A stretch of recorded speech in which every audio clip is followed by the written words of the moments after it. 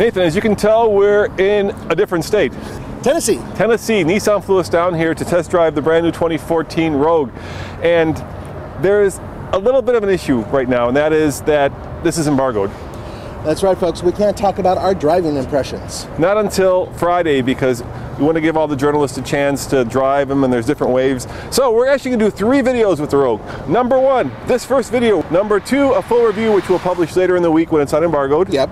And number 3, a rolling podcast with our man...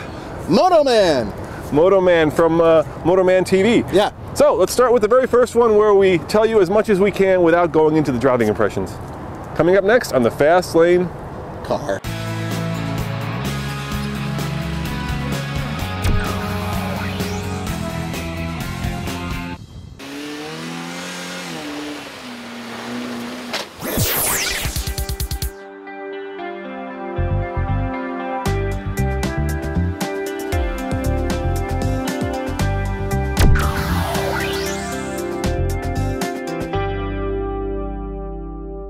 So Nathan, how does it drive? It's definitely no, you can't tell me. It's a driving impression. You can talk about how it looks, you can talk about how comfortable it is, but you can't talk about what you're feeling right now as you're driving the car. At least not till Friday. Okay, and that's because it's embargoed until Friday. Yeah. So how does it drive? You're gonna be such a putz about this, aren't you? Trying to push me to do that, get me in trouble. Yeah. How's the steering feel? I can say a couple things. Okay. I can say that this is an electric power steering system. Yes, you can say that. I can say it's got a 4-cylinder engine. Yes, you can. Say all that. Interior is much larger than the Rogue that it replaces. Much nicer, we can say that. Oh, much nicer, yeah, because they use more expensive materials. Third row seat, and a proper third row seat at that. Yep. And this car kind of sort of competes with, well, it doesn't compete with Toyota anymore because the RAV4 no longer has a third row option. Yeah, but it still competes. It's still getting the RAV4, the CR-V. Did you say CR-V? Yeah, the CR-V. Oh man, the Honda guys are just gonna hate the Forester. The Forester. Where'd you get these from? This is awesome. I like those. Yeah, I guess I'm trying to say that these cars do tend to trend toward the female end of the demographic. Oh no, here we go. Especially the old Rogue. No, here we go. Did they make it more masculine? Did they make it kind of more manly? You know, like they did with the Volkswagen? I don't know. Funny thing about that is Roman and I actually took an older Rogue all the way out to Moab. Yeah, it was great. Yeah, it actually was. We took it on the sand, we put it on some rocks. Worst of all, a huge snowstorm, and it did it all beautifully. It was burly and manly, and it actually passed a state trooper going up I-70 sideways in the snow. So yeah, I mean, it is what it is. And this is a much bigger, much more improved, and much better. Can't say it. Have to come back for the full review. Yes, there will be a full review of the 2014 Nissan Rogue, where we talk about how it drives. Give them a hint. No. Good.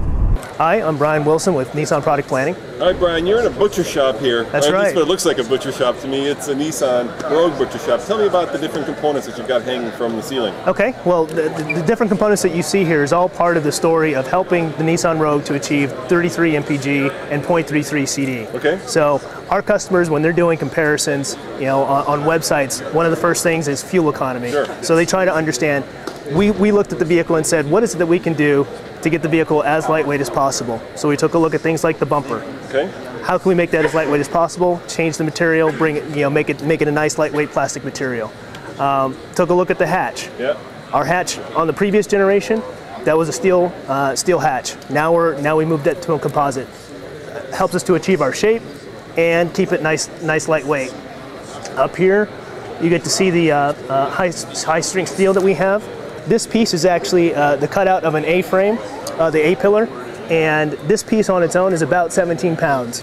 So by using high-strength tensile steel, we're actually able to bring the mass down. How about the fuel tank over there? The fuel tank, this is just a nice creative way of showing how the overall story comes together to get the overall weight gain down of 3% and increase our fuel economy of 18%. Now over on your side, you've got a hood, and that says aluminum hood. So that's right. You've taken the weight out of the hood. So we're taking some. That's right. So last generation it was steel, and now we moved that to aluminum. All right. And how about the muffler? That's the coolest one. This is actually a class exclusive, first for Nissan muffler spoiler. Where's the spoiler part of it? So the spoiler is right up here at the very, very top of this display, the little black part right there.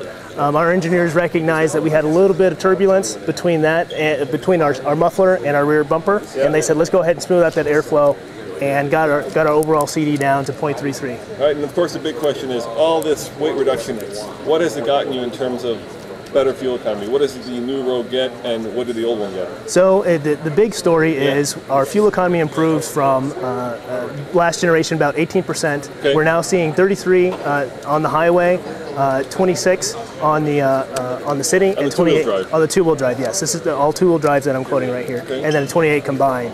So this is great fuel economy story for this vehicle. And that's partially due to the spoiler on the muffler. That's right. That's right.